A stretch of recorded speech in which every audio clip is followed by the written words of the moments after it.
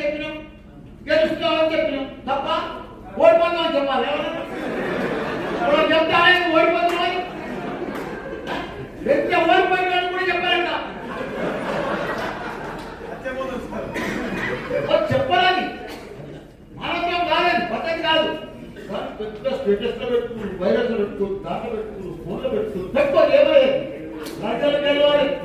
ఈటల రాజేందర్ ఏం చేసిండు మన మల్కాజికి? ఏమని తెచ్చిండా? ఆయన మన లోకలా? మనకు సంబంధమే లేదు. ఆయనకు క్యాడర్ లేదు, లీడర్ లేదు, ఓటర్ లేదు, ఏం లేదు. బీజేపీ ఇద్దరు నిలబడి మన చైర్మన్ తెల్లారు. ఆయన ఎప్పుడు ఓడిపోయింటే ఒక్కడే ఒక్కడు ఆయన